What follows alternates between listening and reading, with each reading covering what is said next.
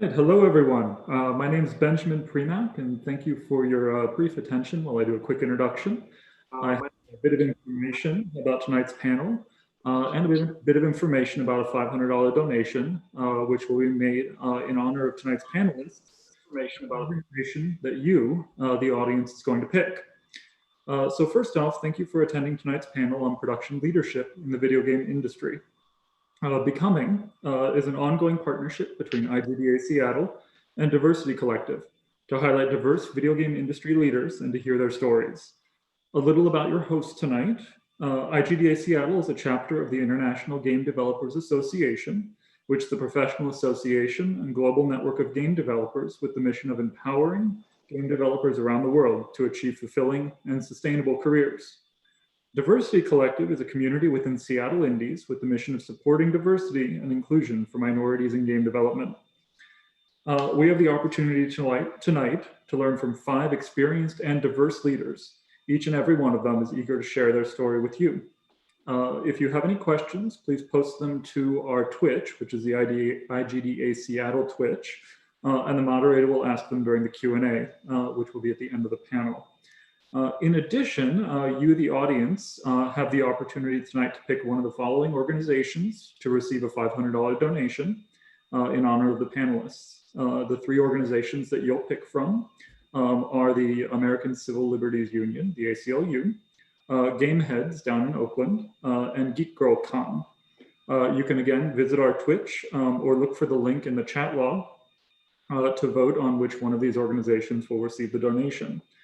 Just so you know, this donation is sponsored by Seattle Indies and by my law firm, the law firm of Premack Rogers. Thank you to all of our panelists for joining us, and thank you to the IGDA for rehosting tonight's event. I hope that you will find tonight's panel both educational and encouraging as you pursue your own career paths. And with that, I will pass the mic over to Sarah. Hello, thanks, Ben. So for all of our Becoming panels, we talk about the varied paths that people take through game development as creative contributors, leads, and senior developers, and how they overcome roadblocks to find success.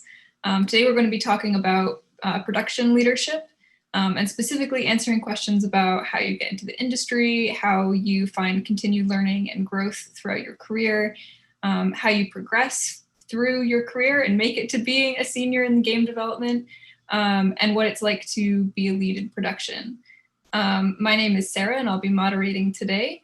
I am a 3D generalist and tech artist at Spryfox in my day job, and I'm also a board member of the Seattle Indies and Diversity Collective. And going in order of who's on my screen, Cardell, if you'd like to introduce yourself. Hello, everyone. My name is Cardell Kerr. I'm the executive producer over at Proletariat Games. We just released Spellbreak. Before that, I worked at a company called Warner Brothers. You may have heard of it before. That was actually bought Turbine when we were actually an independent company before then as well. So over the course of my career, I've been both a designer and a producer. Donald? Yes, Donald Harris. I work at a company called FarBridge as a producer, well, executive producer there as well. We've done some recent work. One of the more recent things that we did is released DLC for Ruby Grim Eclipse. And before that, I've worked at several different game studios, started out by selling game engines with Garage Games.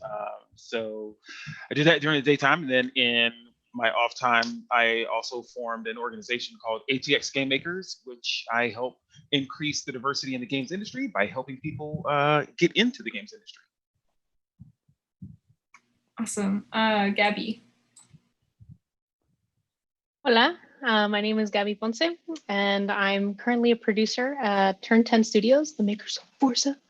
And we, and my team, we own the tools and tech art of the whole studio. And I've really enjoyed my time there. Previously, I was a program manager in different parts of Xbox, some that don't exist anymore, RIP Mixer. In addition to that, I am the co-lead for Team Xbox Latinx, and we basically aim to engage and help develop anyone who's in the Latinx community within Xbox and outside of Xbox to be their best game dev selves in the industry. or to break into it if that's where they're on their journey. Carlos. Cool. Hi, I'm Carlos Sanchez. I am a principal program manager at Xbox Gaming for Everyone, where I drive product-led inclusivity across all of our games, services, hardware, etc. Prior to that, I spent all of my career in games in production, where I was anywhere from a producer to senior to executive producer on franchises like Madden NFL, Destiny, and Forza Horizon. And I am also co-lead with Gabby on Xbox Latinx. Last but not least, Dr. JC Lau. Hi, I'm JC. I am currently a producer at Harebrained Schemes, working on a thing I can't tell you about right now. But before that, I was working on BattleTech. HBS is also known for Shadowrun and the Shadowrun series.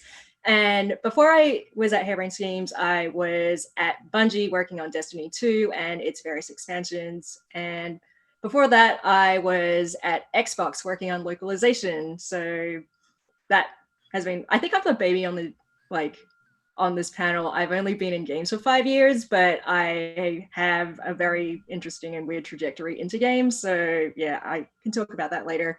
But yeah, my interests, in addition to my actual day-to-day production work, are really in the diversity and inclusion area. I founded the Bungie Diversity Committee in 2017, which was a grassroots-led series of conversations that we had with leadership, which led to a committee being formed to make the studio a more inclusive and accessible and understanding place for members of untapped communities. So we had a series of programs that we did there, and they basically, they were basically ways to make the studio better for everyone, really. So I take that experience into working at Harebrained Schemes now, where I'm a member of the JEDI Council, where JEDI, if I can spell it right, is Justice, Equity, Diversity, and Inclusion. So it's really something that I really love working with. Yeah. Awesome. I think that leads really well into where we want to start, because a lot of producers, and I think a lot of you, didn't begin your career in a production role. I'm curious to hear what your first step was into the gaming industry, or your first step into a producer role, and how you found that opportunity and made that shift. And this is for anyone who wants to grab the question can start. I'll start. So one of the ways that I got into gaming in general was I used the skill sets that I had like completely outside of games. So I looked at games and I looked at, you know, the fact that, okay, everybody's in there as a developer or an artist, and I didn't necessarily have those skills. And so I thought there was no way I could get into games until I discovered sales and business development. And so at the time I was working at Dell, and I'd been there for almost a decade doing sales and business development at Dell. And so I took all of those skills and moved it over into games. And I started selling game engines for a company called Garage Games. And I don't know how long ago that was. That was probably maybe almost like 10 years ago itself. But that was my foot into the industry. So I used the skills that I had, and I found a job that those skills easily translated into, and then that's the way I got into that job. Yeah, I'm gonna just plus one thing that Donald did, which will segue into the story I'm about to tell. The transferable skills part is really important. So like I said, I've only been in the industry for 5 years. Before that, I was a college professor at Virginia Tech. I was teaching moral philosophy, and also I have a law degree. So I actually started my first grown-up job was being a family lawyer at the age of like 22. It was an interesting experience, I'll say that. But one thing about getting into games after my 2 previous careers is making a case for yourself and saying, how do these skills that I've learned elsewhere become relevant, and how can I apply them in this particular industry? So a lot of getting into games for me was saying, hey, you know, I wrote a dissertation which is on, like, it's about voting and political representation. How is this relevant to working in games? Well, I spent 3 years writing a dissertation. I had to plan that. I had to scope that. I had to make sure that I was doing the right amount of research. I had to take my research and be able to make it small pieces that people that weren't specialists in this area could understand really quickly, which functionally is the same as writing a bug. Like, it's taking a lot of complex information and making it small digestible pieces that people who are in triage can understand.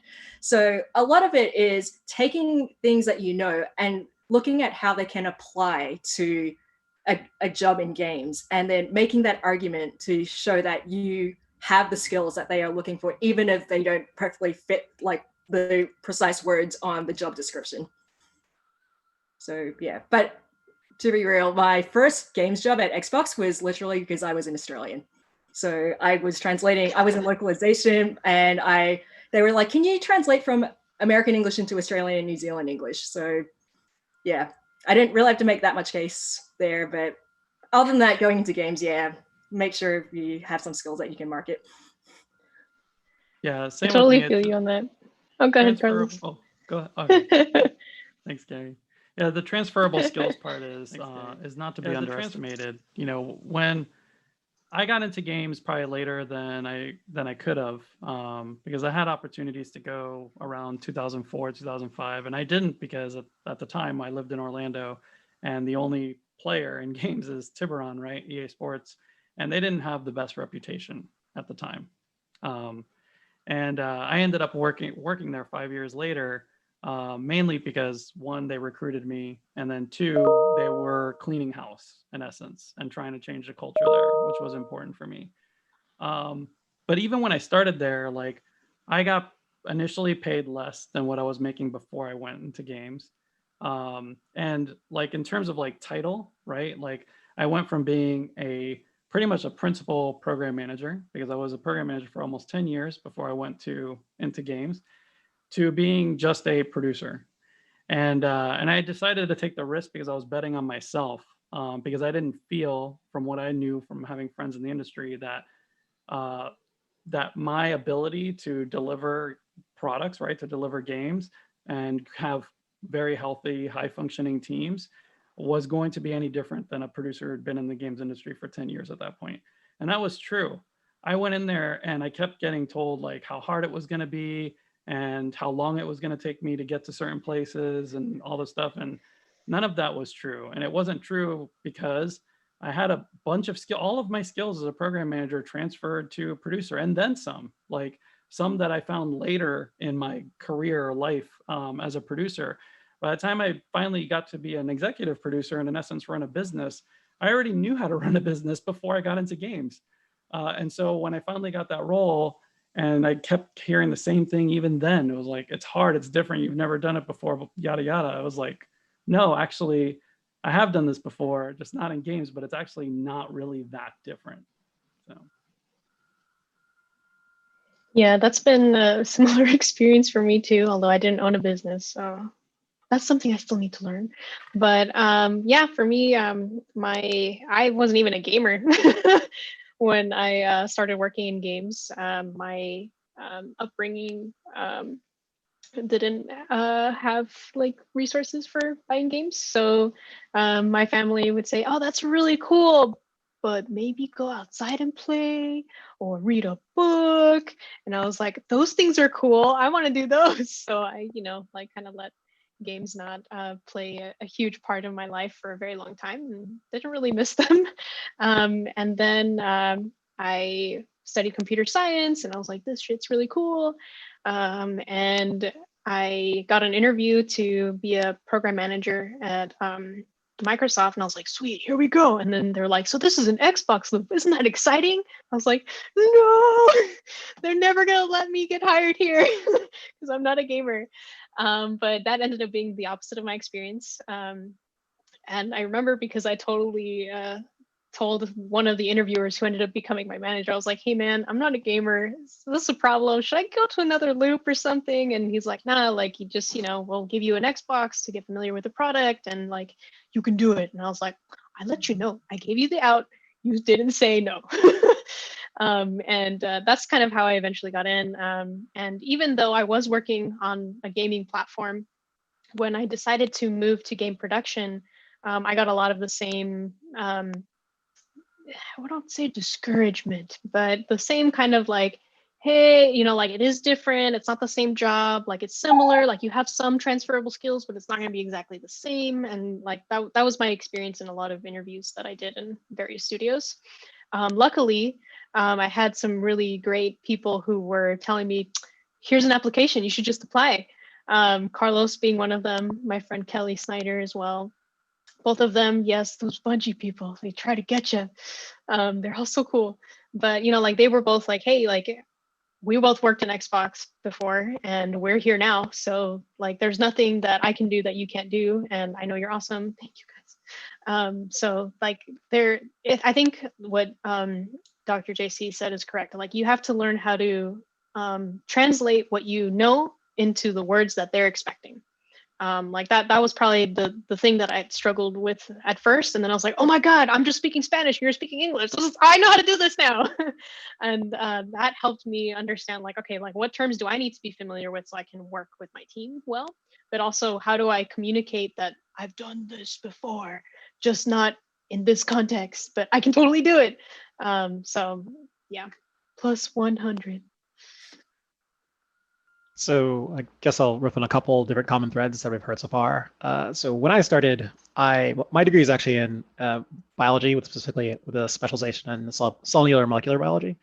I worked with that in combination with a minor in psych, and I was working in biotech at the time when one of my friends who worked at Turbine decided that he's like, you play a lot of games, which is true. I was one of those kids who was very fortunate, and since my dad always had the latest toys, it was a big deal when he had the first computer, which had a whole 20 megabytes of hard drive space. It was amazing. There's so many games you could play. So we ended up playing a lot of games in my household. It was kind of a thing that just me and my family always did. And with all that in mind, I had a pretty decent backdrop. He, as a community manager, was like, you should apply to come work here. And at the time, I was always like, well, I know once you get a degree in biology and you're in biotech, you kind of know what your life is going to be like as you look forward. And I blew that whole thing up when I went to games.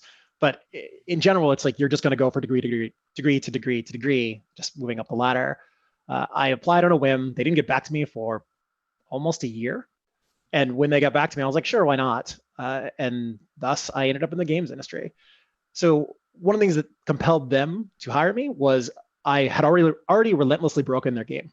And it was actually relatively easy to do with a background similar to what I had, because I would argue that most of biotech, especially biochem, is actually about patterns and pattern assessment and trying to figure out how different things can be put together. And I would argue that is the exact same philosophy which I even use right now. I think that one of the most important things about going into games is really being in tune with what motivates you, because it really is that is a thread. And you may have done other things before, whether those be sales, whether that be family law, it doesn't really matter. What matters is when you go into games, you go in with an eye on the things that energize you, and therefore it allows you to leverage your strengths. So that's how I ended up starting off. And I basically did almost all the different design jobs before I became a producer. And I guess technically I was doing production jobs before I became a full-on producer. I think it's awesome to hear about all of the different skills that now translate to the work that you're doing. And I'm curious if there are things that surprised you when you were doing production for the first time, like skills that you had to learn. And basically, like if someone is a brand new producer, what advice would you have for them? Is like, these are things that you should know. These are mistakes not to make, things like that. I could go because this question actually just came up to me in two different like one-on-one mentorship things over the weekend. So and it's the same answer, and that is I think the thing that surprised me most, especially in my almost decade as a program manager before I got into games, was really the hyper specialization that's in AAA, which then means the immense amount of scale that you're working with in terms of the number of people, the budget, the overall complexity of huge cross-discipline teams, or working with teams many other teams that are not part of your team that you have dependencies on. that that part is, it can initially be extremely overwhelming, but if you're walking into that situation and you do have those transferable skills in like project and program management, if you've done it before, like you need to start there and remember that you do it and now you need to apply it and work around like those complexities that you have at scale. Because the one thing, the industry is a bit different these days, but even 10 years ago, 15 years ago, a lot of producers actually didn't have really good project management backgrounds. They were, you know, any other discipline in the game industry that ended up being a producer and then was learning on the fly, typically from other producers, on how to manage that, how to manage a project, how to manage scale, without any actual basis in project or program management at all, training, experience, anything. And so you got to realize, at least at that time, and even today, if you're coming in already having those skills, you already have a leg up on quite a lot of people, including even people who are vets in the industry. So.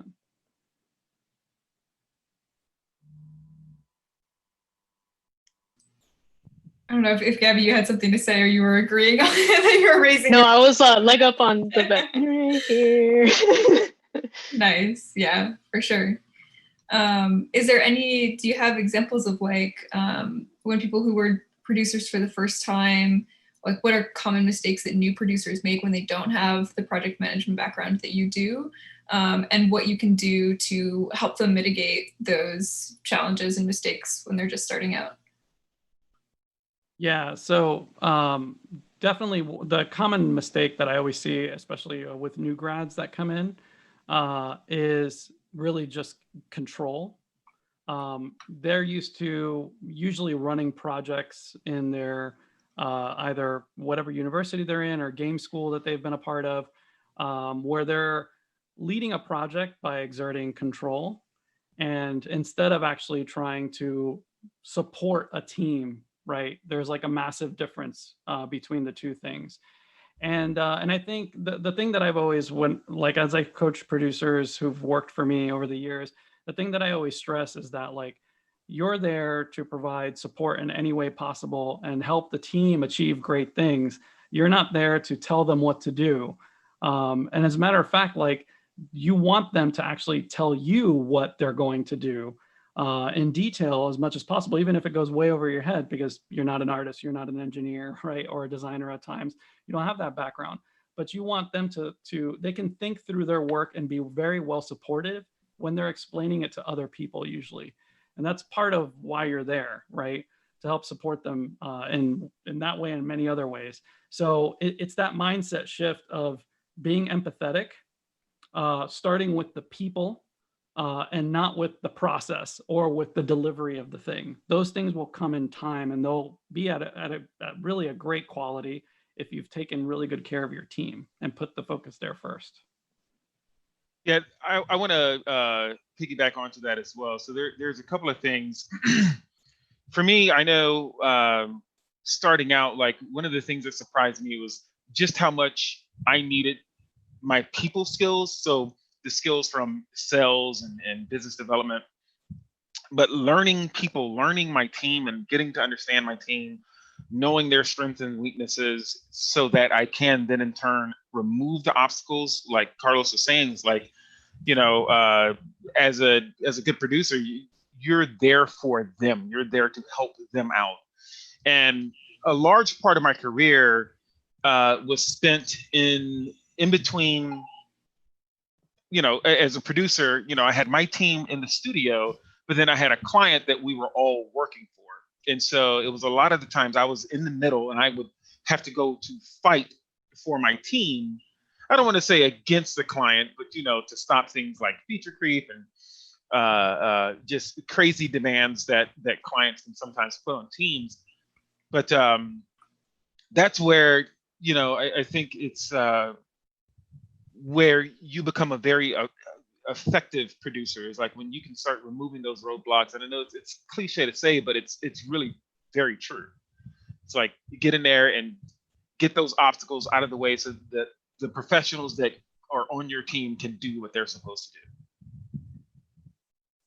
Yeah, I would totally agree with both Carlos and Donald on that. I think the thing that I learned going into production, which was, yeah, so it was a little bit surprising for me, but the key skills for being a producer are not things like, can you work a spreadsheet or can you schedule like meetings in some weird, good Tetris way? Your key skills are soft skills, they're people skills. Like, empathy is probably what I would think is the number one thing that you should have as a producer. And it's because the thing is, at the end of the day, you have a team that is building whatever your deliverable is. Like, you're not the one building it, you're supporting the people that are building it. And if those people can't work for, like, because their stuff is blocked, like Donald was saying, or there's other stuff going on personally and they don't trust you enough to tell you about that, or there's some other thing that prevents them from doing their work, then it's on you to, like, you have to establish those relationships and make sure that you treat your team as human beings. And they're not, like, I hate when people, I don't know if any of you do this or anything, but I hate when people do this thing when they talk about their team as resources that are fungible. Like, oh, like I've worked with engineers before where they say, oh, I have this engineer and they have too much work, so I'm just going to put this other engineer who works in a completely different area into helping them out because they're both engineers. And I'm like, this isn't really how it works. Like, I work with the engine team and everyone has their own area of specialization, and you have to know what everyone's strengths and weaknesses are and who is best to support everyone else. So it's a combination of this empathy, but also it's also humility. Like, you will never be the expert in the room. So, and that was actually really eye-opening for me, because I went from academia where I have a doctorate in this very oddly specific area of like political decision-making philosophy stuff that like 3 other people in the world probably care about, to working in a studio, like working at Xbox and then working at Bungie where I was one of 800 people, and like having to work as like, where your area of influence is like much smaller, and understanding that, I'm on a team with engineers. And I remember the first time I had this conversation with someone said something and I'm just like, what the fuck is an API? Like, and then I had to go off and like Google it afterwards because I had no idea at the time. But you're working with people that are experts, so like they're specialists in their area. Like, learn to trust them, they will learn to trust you. Like, know how to like elevate and amplify their skills, and that is how you can get the best out of your team. But like, really, I think empathy and humility are the 2 main things, and they aren't things that you learn in game school or in college or anything. They're just like people skills that you learn through experience and interacting with people and just being good. Yeah, I agree with all of those things. I think one thing I would add, mostly because I don't know if there's anyone in the audience who's like, but how do I do these things? Like, what are some tangible things I can do?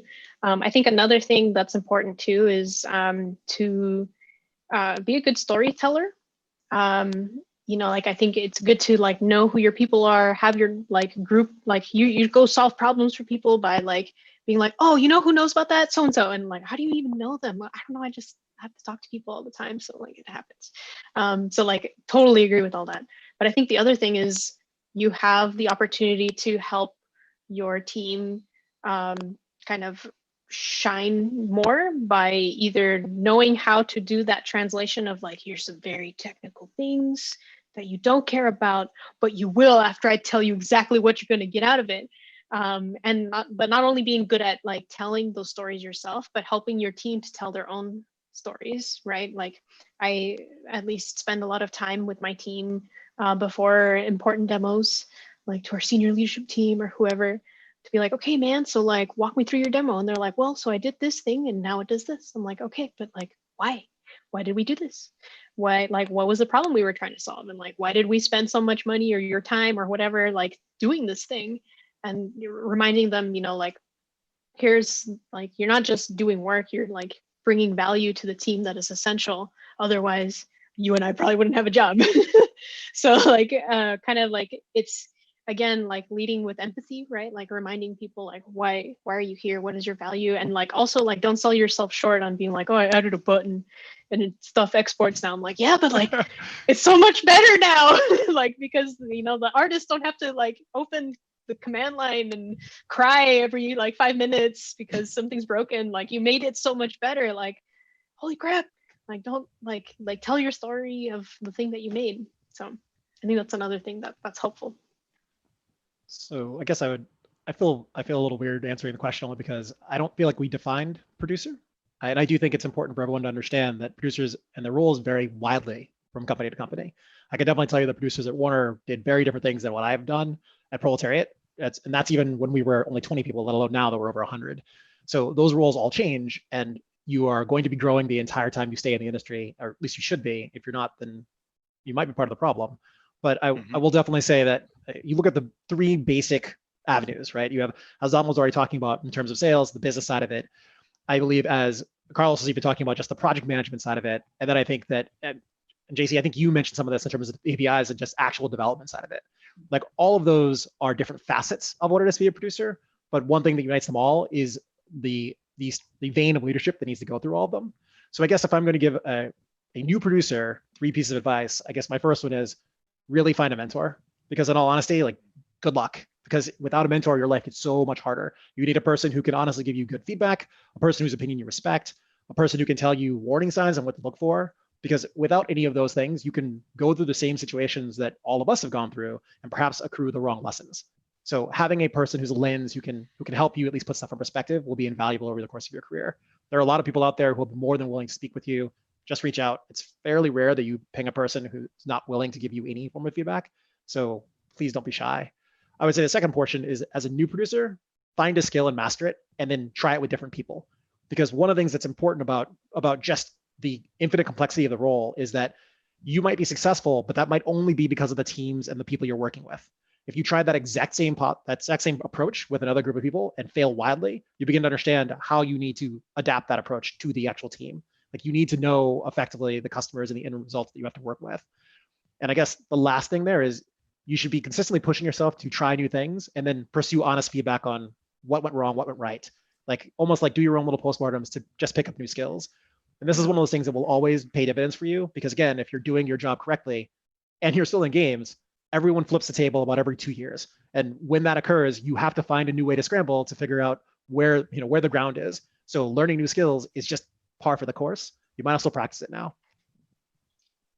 In terms of continued growth and learning throughout your career, what resources have you had to find that continued education and leverage the quality of your experience with how long you are in games? Is that finding a mentor like you're talking about? And if it is it like within your own studio? And like, are you mentoring people in your studio to help that continued growth? Or are there outside resources that people can look for as well?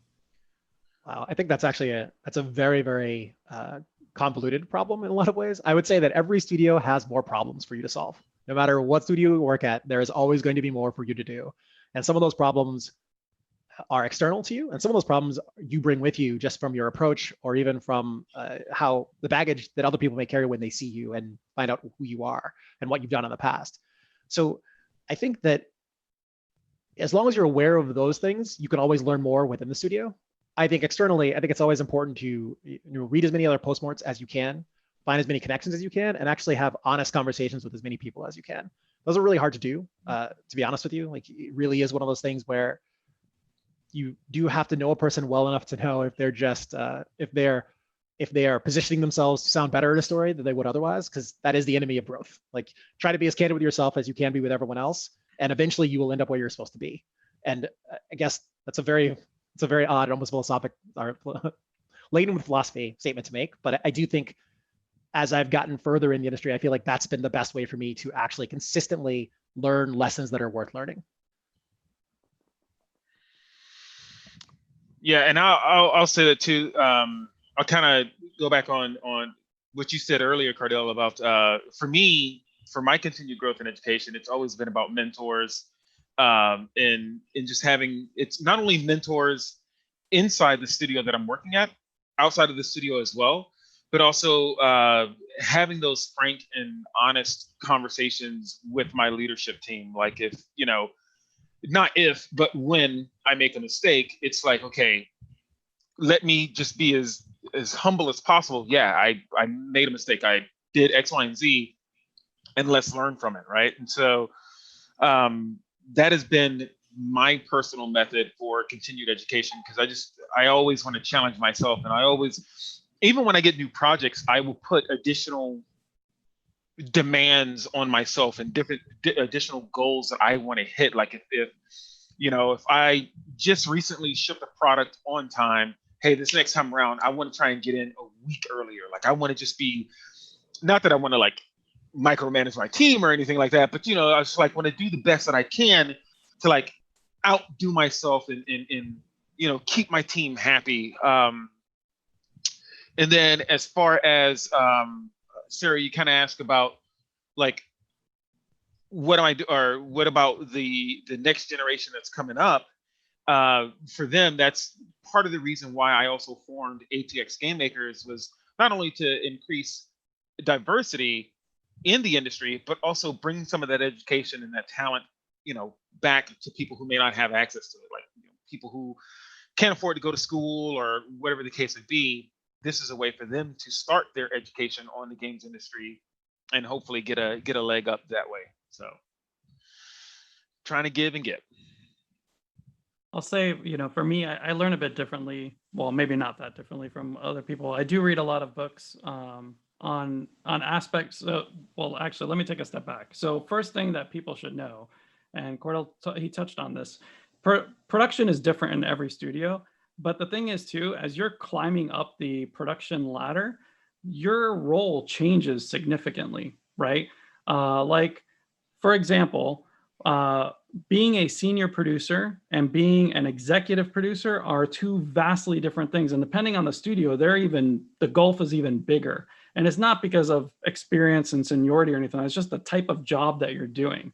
When I was at Turn 10, and I was the EP of Forza Horizon, my job was not actually necessarily managing day-to-day production of Forza Horizon. It was managing the business. And that is completely different. And there is nothing that you will experience for the most part in your production career that's going to prepare you for that, right?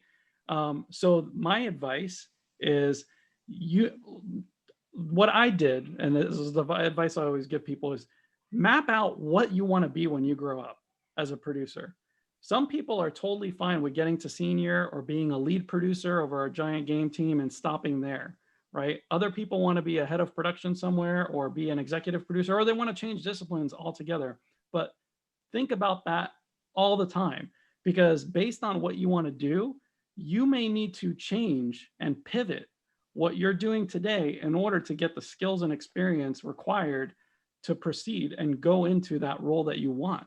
Outside of even out of work education, through reading, through classes or whatever, like there's things that you're going to have to do. You might have to do what I do. Like, for example, when I wanted to really dive into the business of games, I had to leave a job that I loved at Bungie, at a company that I loved, to go and do that, to manage a business.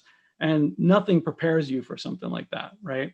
So that's my advice. Think ahead, a whole 5 year, where do you want to be in 5 years? But like, then really start applying the skills that you need to get there. Start learning those skills, start finding people who are in those roles doing that specific thing and talk to them about their experiences. And that ties into, like, in terms of growing leaders, part of that question, in the studio that I've had a lot of direct reports over the years, and from anywhere from entry level to senior level people. Senior level people are always the most complex, right? Because it's the question that I just asked. What do you want to do? Because I want to support you and grow you into the thing that you want to do. I want to give you the opportunities possible in order to get the experience you need to move on. Now, the hard part is a lot of people don't really think about that all the time, and they're not ready to answer that question. But you need to make sure that you're always listening and that you're providing opportunities. Even if they don't know, start giving them different things than they're used to, and to expand their tool belt and their experiences, because it'll help form that decision going forward. Yeah, I think one thing like that is both a +1 for everything that's being said, and also here's the flip side of it is, even if there are different kinds of producers, it's hard to know from the outset what kind of producer you want to be. And even if we're just talking, like, if you hate spreadsheets and you hate budgets, maybe you shouldn't be managing a business thing. And maybe if you like working with people, you should be working with a team, like, sure. But even if you are working on a team, like, different types of teams function differently. So one of my first types of production I did was I worked with our engine and tools team, and I basically went into tech production. And that is very, very different from managing an art pipeline or working with the UI team or designers or whatever it is, or like working on a small feature. So one thing I would probably suggest is, if you haven't had experience in all these different types of production, and you won't know what you like and what you don't like, so just try everything. It's like, it's like when you go to a buffet and you try one of everything, and then you kind of figure out what you like and what you don't like, and then you go back and get more of the thing you like. It's kind of like that. Like, take all the opportunities you can to start with and learn everything that you can. And then once you have that information, like, when you're at your mid-level, then make your choices. But it's really one of these things where there are all these different types of production, and you might not know what you like and what you're suited for unless you know what all the different types of production are. I'm curious, like, you're talking, you mentioned as well, like, the people that are in mid-level who are kind of figuring out, like, what kind of producer am I, where do I fit best? And I'm curious for you, when you have somebody within your studio who you see who's like, this is someone who has the potential to be a lead and they're doing really well at what they're doing, they want to be promoted, like, what conversations do you have with them, like, to get them ready for that step? And, when they're negotiating their salary and negotiating that promotion, what advice do you have for them specifically around, like, there are wage gaps, and these conversations are often more difficult for people of diverse or marginalized backgrounds. So sorry, I know there's a lot in that question at once, but generally, like, what do you have as advice for people who are getting promoted and becoming new leads for the first time? I'm going to say something crazy. And I tell people this all the time, and then they look at me crazy. And that is, when you're a manager of people and you know that somebody deserves a promotion, sometimes it's out of your control whether they get a promotion or not, right? I want people to understand that. Like, your manager is not the person necessarily who's responsible for getting you the promotion. They can, if they're doing their job, they're fighting like hell to try to get it for you, but it's not in their hands ultimately, unless they own the company.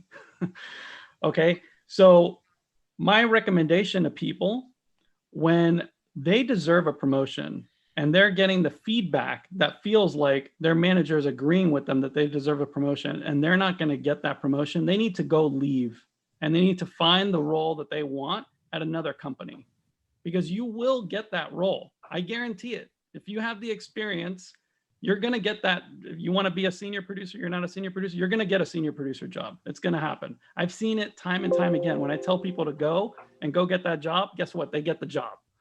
It just takes courage. Yeah, and I want to plus one to that. So with ATX Game Makers, I work with a lot of untapped communities and underrepresented folks, and every time when I'm going through mock interviews with them and we start talking about pay and pay ranges, I'm like, you ask for the most, and not only do you ask for the most, but here are some examples of people in the industry and what they are making. You need to demand that. Like, don't take a penny less. And like Carlos said, if that company does not value you at what you are, go find another one. They are definitely out there, and as you gain the skills and you go up in your career, you have to fight for yourself. You have to be your number one fan. And that's one of the things I always say to people is, like, you have to be your number one fan. If you can't get up there and cheerlead yourself and say, hey, look, this is why I'm important to your organization, this is how much I feel that my time is valued, pay me. So. Yeah, absolutely. JC, you want? Yeah, I was just going to say, to that point, knowing your worth is really, really important. So I know it's a little bit of a weird and probably privileged thing to say as someone who is in the industry, like to people who might not be in the industry yet, and you're just trying to grab whatever job is available. Like, that's cool, get your foot in the door. But once you know your worth, make those moves that Carlos is talking about.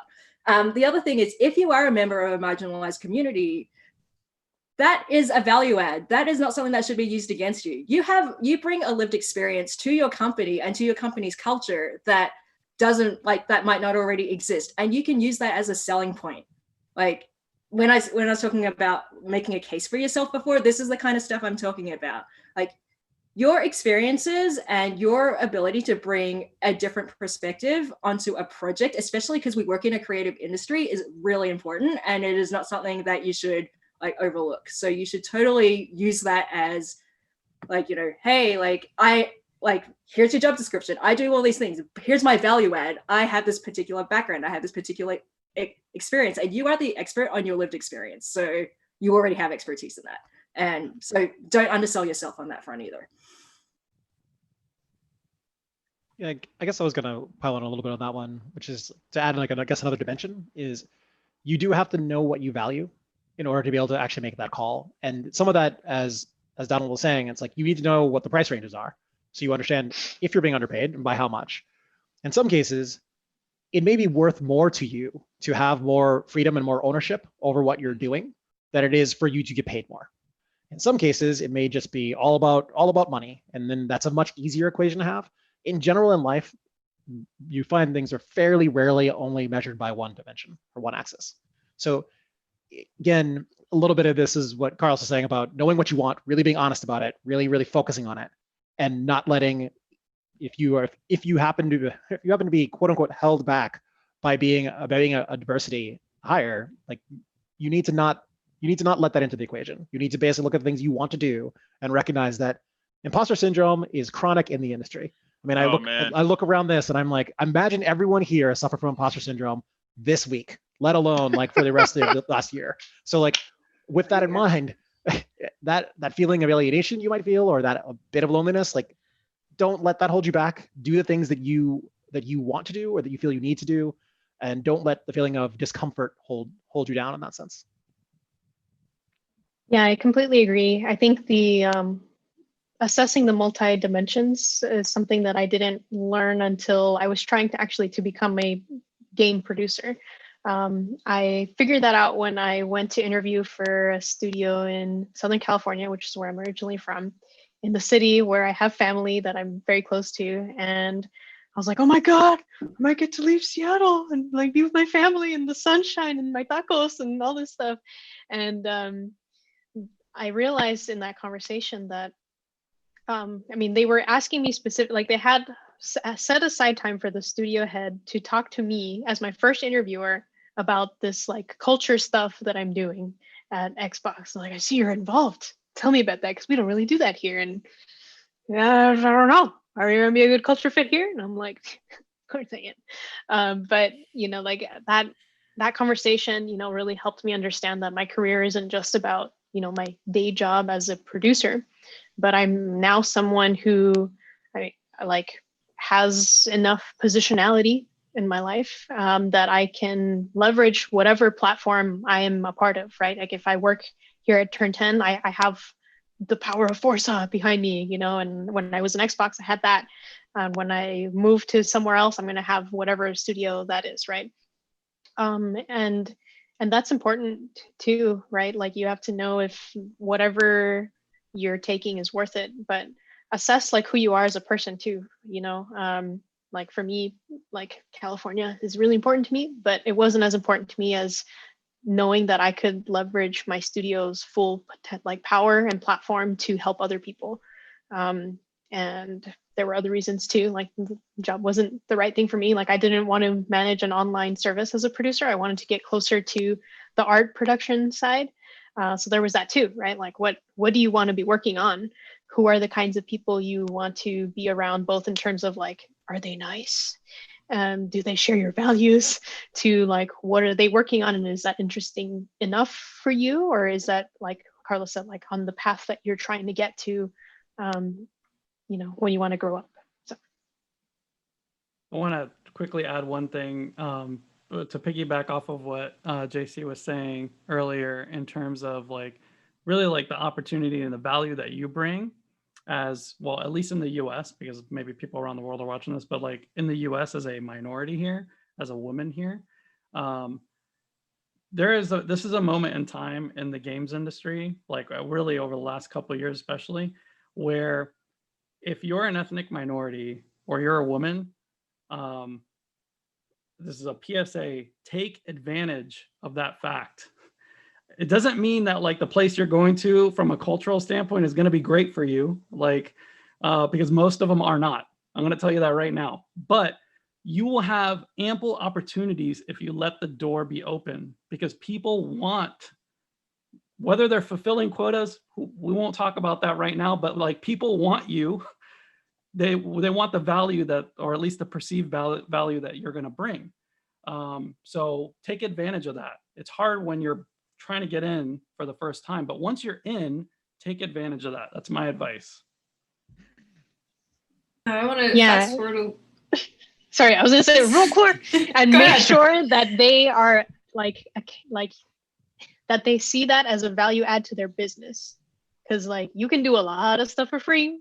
You can do you can bring a lot of value just by being your human self with different experiences because you happen to be a brown girl, but like you're adding business value to whatever you're working on, and like by answering the question, so how do I be a better ally to my coworkers? Like that's value. That's helping your workplace become a better place so that more people, like at least like me, want to come and work for you. So don't let that stuff slip when it comes around to reward season and career promotions and things. All right, I'm done. Yeah. Also, I'm just going to say real quick on that. When you do that work is labor, and you should be paid for that. So that totally should be part of your compensation. Yes. Yes, and often is a job on its own at a studio. So yeah, I want to fast forward a little to what you're doing now, and I want to ask, while you're doing all of this work, you're managing all your teams, and I want to know what strategies you have to find success doing this when you're managing remote teams, or if any of you are managing teams that are spread across multiple time zones or working different hours, especially right now. I'd like to know what that's been like for you and how you're finding success doing that. So for me, in our team, it's interesting because we have a very, so we've lightly touched on culture throughout many different answers through the night. And at FarBridge, our culture is very human. And by that, I mean, it's like, you know, we knew once this pandemic thing started up that trying to ask someone to even be remotely 100% of the same effectiveness that they were when they were coming into the office was just ludicrous. Like, you don't know what life is going into this pandemic. And so our culture is very understanding and accepting of that. And then using that culture internally, we've been able to push that onto our clients, saying like, hey, look, we're going to do our best job for you, but this is what our best job looks like now. And so, you know, that has helped us continue to find success, you know, during the pandemic, because it's like we're keeping our clients, you know, understandingly at bay, and then we're treating our team members like real humans. Like, hey, man, you know, people aren't sleeping, people are worried, you know, whatever the case may be. But like, so that's how we're finding success, is that we're treating people like humans. I think that's the easiest way to say that. Yeah, I would totally agree with that. So Harebrained Schemes has a parent company called Paradox Interactive, who are in Sweden. So we do a production sync with them so it's our morning, their evening. So like, you know, time-wise, like I was already working slightly weird hours, but now that we're in this very different world, it's one of the things we've been trying to do is make sure that our parent company understands that, because it's really hard to explain to a publisher or to anyone really that's outside the United States, hey, so we have a pandemic, we have a race war, we have, like, you know, if you're on the on the west coast of the United States, we've just recently had a shitload of fire and people couldn't breathe. Everyone has ongoing election anxiety. It's really hard to explain like what that is like for to someone who is not living this day to day. Like when we had a really large swath of BLM protests, I had to explain to someone who was overseas, well, sorry, this person can't be on the call because they were tear gassed in their house last night. So letting people understand just this is what it is like to be a person, like being a person, not just being an employee or being an engineer or an artist. This is what it's like to be a person right now in this place, and getting them to understand that is really, really important, I think, for understanding like velocity and why we are performing the way we are. Not that people aren't trying, people are doing their best, but you know, you're in Zoom calls and there are kids crawling on people or whatever, or that sort of stuff. But understanding that there are, like, this is a different world, this is a different standard that we are using right now, and to compare ourselves to what was happening, I don't know, at the start of the year, which feels like a million years ago right now, but comparing yourself to that is not a good way to inspire confidence, because first of all, that's not realistic, it's ludicrous, as Donald said, but also it's showing that you're not flexible. It's showing that you are not able to adapt and overcome like a new set of challenges. So how we are measuring success right now is like, it's understanding people are people, treating them with empathy, and it's our job as producers to make the project fit the challenge that we have. So if this means that we push out our delivery dates, if you are fortunate enough to do that, then you do that. If it means you cut scope, that's what you do. But you do not like let this be something that happens at the expense of your team. Yeah, that was awesome, everything that you just said. I mean, the only thing that I would add to that, which is what I was doing with my team, is as a producer at any level, regardless, you need to lead by example. And so for me, when I saw, especially my leadership team on Horizon, when I saw them starting to get crazy stressed early on during the pandemic, because of everything that was going on, of course, but then also because they weren't also together in the office. Like, you know, the team that I joined a few years ago, like they had been together sitting next to each other for like 10 years. Like, so now that wasn't happening anymore. And so for me, it was like, okay, I think people need to take time off, and they're not going to do it. So I'm just going to take time off. Like, I'm literally going to take every Friday off and tell them, and then encourage them to do the same, and they'll do it because I did it. Right. And so like things like that, and that was something small, it was dumb, but it helped. Right. On top of everything else that JC mentioned, like, those are the things that you have to look out for as a producer, because at the end of the day, it's the people that are important. That's your job. It's not, I mean, the delivery of the thing, there's things, they can always get delivered. If it's not on time, then it's not on time. If it's, you know, if you have to cut scope, sure, whatever. But at the end of the day, the people are the main thing, right? And then after that, the quality of the experience is the main thing, right? And so you don't want to compromise the quality of that experience, especially if you have to compromise the people. So you have to fight like hell, which is a different kind of battle than you're used to during this pandemic, because that's a battle that you might have, you know, with someone in person, with management, et cetera. Doing it remote now, like, that feeling is just different, right? And I've had those discussions with people, and it's not the same. It feels cold.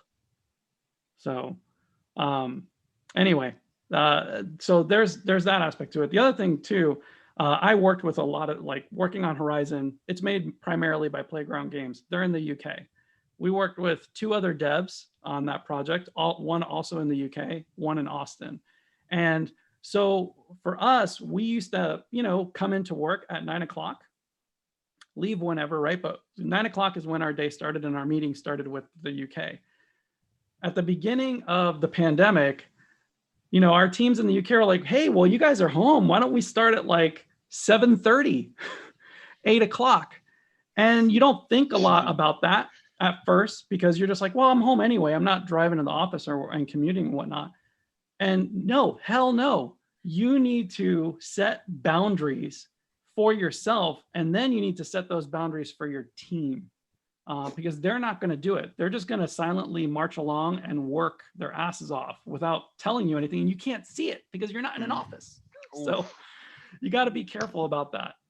You got to stay super diligent about it, more so than you did when you were in person with them. So Yeah. So I can definitely say, I don't know, did anyone here, has anyone here shipped a game over the course of the pandemic? All right, so my experience is very different because we had like Spellbreak launched on 4 separate platforms in September. So we shut down in March, and everyone was looking down the barrel of what was in front of us, and realizing, oh my gosh, this is giant.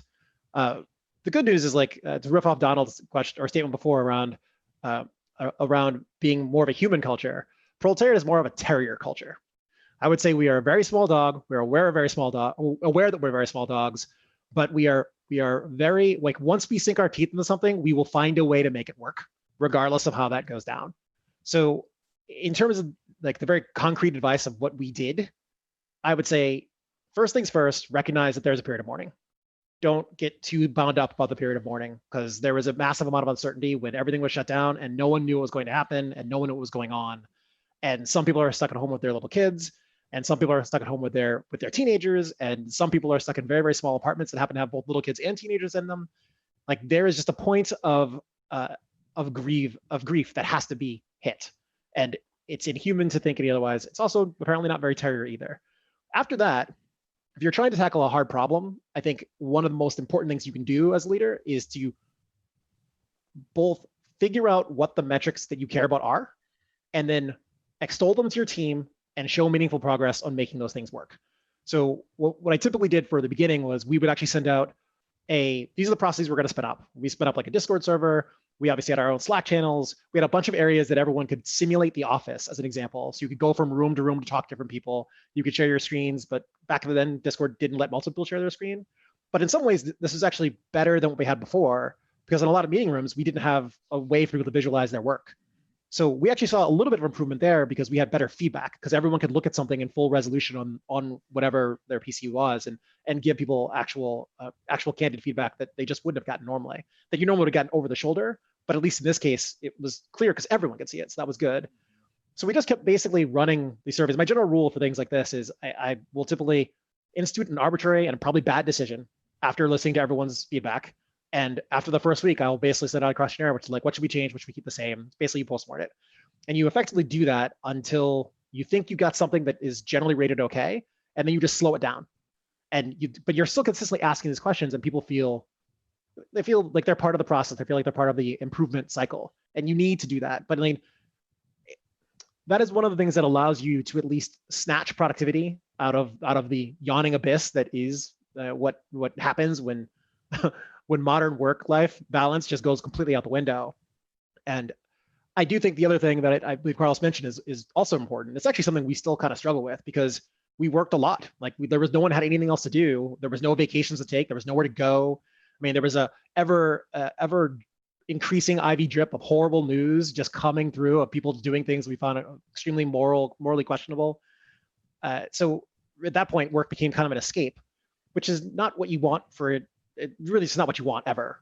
And I think that as a leader, you need to basically turn off your stopgap so you can actually process when people are doing work and do what you can to actively stop that from happening after a point. To basically just do a mandatory shutdown of these days, like, where no one's doing anything. Everyone go off and do your own thing. You try to do as much of those as you can within the actual cycles that allow that to permit. And you, again, just consistently monitor and give people feedback. Encourage them to take vacations. Take vacations yourself. I'm actually notoriously bad at that, for what it's worth. But I consistently do tell my team that you should not be like me, and that never works. It hasn't worked for my kids either, for what it's worth. But I do try it. So. There's been I was just going to tell a quick little story here. There was a point during the I think we were like maybe 2 months in, 3 months into the pandemic, and literally my boss and I were talking, and it's like I was forgetting words. I was like forgetting like team members' positions and everything. And he was just like, he just looked at me straight in the camera, go take a nap. And I was like, no, I'm fine. I'm fine. Go take a nap. And it was literally like it hit me because here it is, my boss is like telling me to literally go take a nap because I've worked myself to a frenzy. And like, okay, well then what is my team feeling? Like, what are they feeling? How are they doing mentally? And then it became this trickle down effect where I was like, hey, and I, had to go into the Slack channel, like, everyone, I'm taking a nap.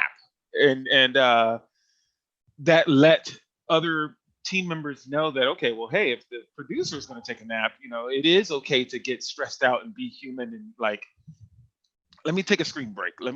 This is a lot of crazy time. So that was a little story I was going to tell. Yeah. So when we were still working in a studio, I had a stop sign, like a literal stop sign that I used to bring into meetings because it was my stop, like scope creep thing. So as people started talking about scope creep, I'd just kind of be like, stop. But then it also became the stop doing work and go home sign. So if people were still there at 7, I would go up to their desk and literally like shove the stop sign in their face and be like, stop. And so I've been trying to replicate that like in work from home because, people feel like they're not performing enough. And I'm not going to go on my side rant about why capitalism does this to us, but there's this whole thing about you're underperforming, you're not succeeding, you're being a bad person if somehow you are not as productive. And getting people to understand that they can move out of that mindset has been really, really helpful for the team. It's been 6 months since we all started working from home. We are probably about halfway through this. And so having people understand that they need to pace themselves and this is if we're lucky, we're only halfway through this, but having people understand they need to pace themselves and that mentally, and emotionally, how they feel, how the team feels, how the studio feels is going to change over the course of the pandemic. And as time goes on, that was really important because when we all started working from home, we went through the mourning period. We all felt the loss of not being together. And we were also scrambling to try to mimic what that would be what is the digital virtual equivalent of that. And then about 3 or 4 months in, we're we got this. We have our daily stand-ups virtually, we have our little, meetings and everyone can do all that stuff. And then meeting fatigue hit. And now we're 6 months into this and there's the second wave of it. And it's this freaking roller coaster thing, emotionally, where people sometimes will feel this is great, I got this. And then a couple of months later, collectively, everyone just tanks because they're tired. So understanding that, even within these last 6 months, things are going to change and things will continue to change, and being agile enough to adapt to that and understand and and being kind enough to understand that people have different circumstances.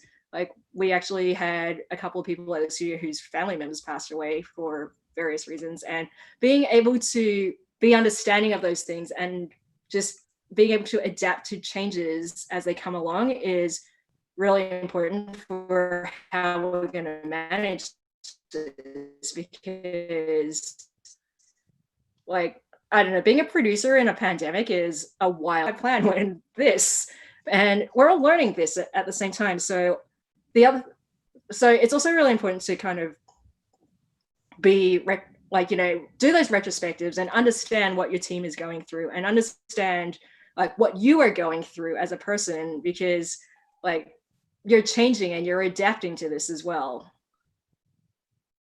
I'm gonna move us over to the... One more thing I just want to say really quickly, which I realized I glossed over. I apologize. Also, try to schedule FaceTime with your team, because otherwise all that happens is the only time you see each other is when you have to fight. And I found that this was a big problem for us around probably around 2 months before start, where every time we were meeting face to face, it was because another doom and gloom was occurring around like, we should never be on the Switch, or we should never be on Xbox, or I've always hated all of you. Like, that's never a great place to be.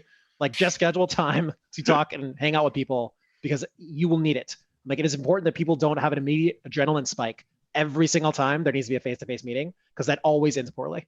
Sorry, I apologize, Sarah. That's okay. I just want to move us over to the live Q&A section. We have about 20 minutes here to answer some awesome questions from the Twitch chat. Before we start, I want to remind everybody that we are running a survey for the charity for today.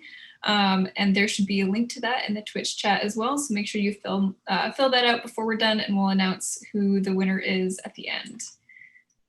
So the first question from the chat is, and there's two that are kind of related here, so I'm going to ask them both together. It says, how do you recommend someone working outside of games to enter game production? Do you need to go backwards in the field in order to go forward? That's the first part. Well, I think, so one of the things I would say to that person is, again, like, if you want to jump directly into production, and you don't have any kind of project management skills already existing or like already on your resume, you might have to try and find a different vector into the industry, like, you know, I did with sales. Like, I came in with sales at first and then found my way into production. That would probably be the advice that I would give them. Yeah. Go ahead, Carlos. I was gonna say I've had this question come up many times in the past, and like, it's always circumstantial, right? Because like, you don't know the person's skill set or experience. So at least the question we got in chat. But in general, everything Donald said is true. The one thing that I would note, and sometimes it's a hard thing to tell people. Well, maybe it's not a hard thing to tell people, but it's a hard thing for them to hear. And that is, if you don't have transferable skills today to be a producer, but you really want to be a producer, you're going to have to probably go get some training, maybe experience doing project management or program manager or something similar somewhere else, and then start over-ish, right? It is a career pivot if you're not already doing something similar-ish today. And that is usually where, depending on the person and how fresh out of college they are or not, that's usually where they just stop listening, right? They're like, I don't want to do that. I just want to be a game producer, right? So yeah, it can be tough, but you need to really be honest with yourself about what skills you have today, and like, you know, what kind of game production job it is that you want, and where you're going to end up starting if you go do that. There's a related question that if you are a manager in a different discipline trying to move to production, is it recommended for them to aim for a producer role versus an associate role when they don't have formal experience in production in games? That's an interesting one, actually, because I feel like that is more or less the path I took, because I was a creative director before I was an EP. And as a creative director, I normally feel like that's production adjacent. I normally don't feel that's actually true production, but that's mostly because of how Warner Brothers was structured. Because it was more the extrusion of design. I was more or less at the top of the design grouping itself. So, I mean, I think it really depends on the level of mentorship, leadership, and scheduling you've had to do as that role. Like, if you've always been a creative lead with never having to worry about a budget, never having to worry about any of the business side of that, never having to worry about analytics or any hard scheduling, I think that becomes a harder road unless you go and find a job description which is actually more of, this is a creative producer role, as an example. But I mean, you just have to be, I mean, basically this is another riff off what Carlos's response was, which is you have to be very critical about looking at the job descriptions that are available when you're looking at a mid-level producer versus an associate level producer, and then be honest with yourself around, can I do this job? And I actually think it's easier if you've been in the industry for longer, because you probably have seen other people both do the job well and do it horribly. So it's easier to be honest with yourself. For somebody who's currently looking to hire an effective producer but is not a producer, what should they be looking for in candidates? Someone who's a damn good people person. Mm. If you pay attention to like almost all of our answers, it's like, we take care of the people. just, yeah, someone who's a really good, empathetic people person and can manage people. In the Yeah. spirit of, sorry, go ahead. Yeah. So I like to think of good producers, as like a weird multi-classing D&D thing. So you're kind of part bard because you're supporting your team. You're part cleric because you have to take care of everyone and make sure they're all good. But you're also a tank. So advocacy skills are also really important, in addition to just being empathetic to the people that you are working with on your team. So people that can speak truth to power are really valuable in that way, because they can actually push back. And like, as a producer, you have to learn to say no a lot, but not in a way that pisses people off. You have to say it in a way that is still collaborative, and that is a skill that people have to learn. So I would say the empathy piece is really important, but also the advocacy piece. Like, you can learn how to do pivot tables on a spreadsheet like by yourself. Like, you don't have to know that necessarily going into production right off the bat. You can just Google that shit, but it's really hard to Google how to be a good advocate for your team. Yeah, I think for me, it's very specific to what are the needs of the team. So my team, for example, Tools and Tech Art, we are kind of more like a service team than we are a gameplay feature team. Because we're always getting requests for, hey, I'm blocked on this tool that you guys built, help me. Or, hey, this thing's broken again, can you fix it? Internal tools, man, they put you through some shit. But I think it's important to know, like, what does your team need? And who do you know who has done a good job managing that team in the past, and what made them good at that? Or like, ask your team, like, what kinds of people do you like to work with in terms of producers? Some people like to be like, to have someone who's like on their butt all the time, being like, how you doing? What's the status? Blah, blah, blah. Versus some people like to have someone who's more hands off and be like, I trust you. Godspeed. I'll see you at the end of the sprint. And also, like, that varies based off of your teammates too. Like, my team is like, I don't know, 30 people at this point. And there are some people that I trust. It's just like, like, you fly, bro, you fly. But other people I need to kind of check in with more often, not because they're bad at their job, but maybe because they're newer, or because they need someone to hold them accountable. But every producer will have a different philosophy, right? Some people are more rigid, some people are more flexible. Some people like only know how to do it one way, and don't know how to change like on the spot when something like is on fire all of a sudden out of nowhere. So think about, like, who do you want to work with, and who does your team want to work with, and why, and what are the types of people that can bring something like that. And I think, and again, empathy is key, because if you can empathize with different types of people, there's a little bit more room to meet all of the needs of your team.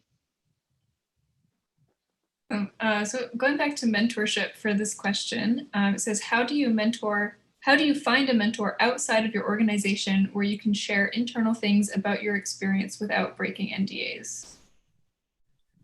Oh, that's easy. I can tell you a whole bunch of stories about things that have happened to me and not mention one title or one company that I've worked with. The thing is, again, this is the people person part of any job, right? You see here, there's a bunch of folks on this panel, and it was already mentioned earlier that a lot of us love to talk and help people come up. That's why a lot of us also work outside of their day jobs in helping people come into the industry. It's easier to find a mentor than you might think. Now, you have to find a good mentor, and you also have to be a good mentee. You have to know what you want to get out of that mentor-mentee relationship. It's not just a situation where it's like, oh, teach me, sensei. No, it's like, what do you want? Where do you want to go? So like, do some homework on yourself, know what you want to get from your mentor, and just go out and ask. And you know what? I'm on Twitter as Tall Gamer. Hit me up. You can come into ATX Game Makers. We have plenty of people on our Discord that are into mentoring folks. And so, yeah, it's easy. Yeah, there's a lot of avenues to find mentors these days, I think. Like, obviously, I think even during pandemic, although it's going to end up being different, but even GDC, like people used to attend that, right, to try to find mentors. I've been to GDC every year for like many years, and I would always have people hit me up on LinkedIn wanting to meet there, to get advice, to get mentorship, et cetera, in person. You just have to do the work, right? Like you have to reach out to somebody who you feel like you're going to have a connection with, who works in the area that you're interested in, that you need guidance in. But there's that. We just had doing a little mini plug for Latinx and gaming, but like we just had Unidos Online, and which was a fun event, right, for Latinx and gaming. But as part of that, there was a huge mentorship program, right, where I participated. So did several other people as mentors for Latinx community members, right? So you have to just find those kind of opportunities, and then you have to participate and do the work. And then, to piggyback off of what Donna was talking about in terms of knowing what you want, most people don't think about that a lot of times going into like the initial discussion. And this is going to be some food for thought for the audience and other people watching later. But like for example, I had another mentee conversation at noon earlier today with someone from Latinx in gaming, right? That was part of that event. And just like all the rest, I always ask them up front, like after a brief introduction, hey, so tell me a bit about yourself. Tell me what's important to you. Tell me what your immediate career goals are. Tell me what you would like to do long-term. And then after they're done doing that and going through that, like usually in 15 minutes, then I ask them, okay, with all of that, how can I help you? Right. And then they hadn't thought about that question going in there. They just have a bunch of usually random questions that they've jotted down before the meeting. And then they end up throwing all that stuff away, right? Because it's like, oh, okay, now with all that context put in place, now I know what I really want to ask you, right? So. Yeah, I think that's awesome. I know I'm not on the panel here either, but also mentors, like you're volunteering your time. And so like for mentees to make use of their time and like be respectful of the time that they're giving you when they're not getting paid for it. Yeah. JC. Yeah. So in terms of mentorship, I was very, very fortunate because I had a producer on my team actually when I started at Bungie who was really, really supportive of like, I started in QA and I was like, I want to be a producer. And she's like, okay, cool. I'm going to show you how to do these things. And then she let me run team scrums. She let me do all the reports. I learned how to do stuff in spreadsheets, that sort of stuff. And she was really supportive with that. But one thing I would also recommend for people who are looking for mentors is, in addition to looking just for mentors, look for a sponsor. So there is a difference between a mentor and a sponsor in that a mentor is someone that is I will give you advice. I am the fountain of knowledge, like whatever. And a sponsor is someone that will actually go and bat for you when you're not in that meeting. So for example, if you have a sponsor, they might say, they might be in a meeting where they're like, hey, I need someone to do these production, this production role or whatever. And your sponsor will be the person that says, hey, I know someone that is good for this job because I've worked with them and I know what they're capable of, and they will advocate for you. And so it's one thing to have a ton of knowledge dropped on you, because that's great. You can take that and do something with it. But it's also important to have someone that's actively in the industry, being your advocate and being the person that's being saying how great you are even when you're not in the room. So find yourself someone like that as well. And in a lot of cases, they might be the same person, but it's also fine to find multiple people. And in terms of being a mentor, I'm always open to talk to people about my experiences in games and that sort of stuff. So here's my little plug. See down here, because I am an elder millennial, I have my Twitter handle in my Zoom name thing, and you can also hit me up on LinkedIn at the same thing. So I will talk to you about stuff. So yeah. Awesome. We've got multiple questions in the chat that are all kind of around automated systems with job applications. It says, how do you get the interviews to start with? It all seems to be automated systems and a gauntlet of headhunters just doing keyword searches. And there's a related question that's asking how you get that interview or how you get an employer to look at transferable skills when the job market seems mostly through third-party headhunters and or machine-sorted resume bots just looking for keywords. So I just gave a talk to the University of Texas and their students there. And the biggest thing, and I addressed this similar question, it's networking. You have LinkedIn, jump onto LinkedIn, build these relationships with the companies that you want to work at, right? You see Gabby and Carlos and Cardell, you see all of these folks up here, network with us, reach out to us, build these networks. And then this also ties in along the lines with the mentorship program. It's like, get to know us, get to know our connections, and start building yourself out. Don't depend on those automated bots to randomly hit your resume. Don't. Yeah, the one thing go too, I would say with regard to the networking, and it's something I've done throughout my entire career before games and after games, is actually go out and reach out to all the recruiters at the places that you want to work in, the companies that you want to work for. I have a vast recruiter network that I'm in. Like, I know all the recruiters for the most part at almost every major game company. Even though I would probably never work at most of those companies, and it's because you don't know when you're going to want that opportunity that comes up. If you've had that connection already, maybe they didn't obviously think of you right away, but like you can reach right out directly because you've already made that connection. Hopefully you've even had a couple of conversations, and it's actually really easy. When you don't want to do a blind invite, right? You need to treat it like a resume cover letter type of situation all over again. You reach out to them with purpose, like why you're wanting to reach out for them, what your interests are, like even gloat about the company at times, et cetera, the game that they're making, all that kind of stuff. And then try to follow that up with a call, even though it's not for any specific position. Just get in their brains, like make them think about you, right? Hopefully leave a good lasting impression.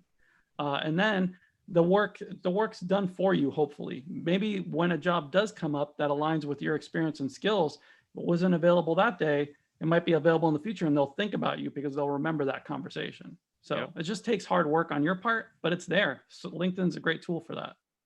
Yeah, I mean, it's like, I feel like being personable and being memorable are the keys here. So, I mean, when you actually start off with any resume, make sure you actually treat the recruiter like they're human. Actually have a dialogue with them. If things don't work out, certainly ask them for feedback as to why. I mean, one example, which is close to home in this case, is we actually had an engineer start at Proletariat recently who had applied a year ago and been turned down because he didn't have the appropriate level of game knowledge and game experience. So over the course of the year, he went out and addressed that weakness. And when he reapplied, he specifically cited the fact that that was the feedback he got, and he took it seriously, and he went out to actually try to remedy that. So, I mean, it's not even just to say, obviously, keywords and dealing with your resume. It's like that the cycle doesn't stop just because someone reads it. You're going to have to then, onboard that feedback and determine how you were going to change in order to become a desirable candidate for your dream job. Yeah.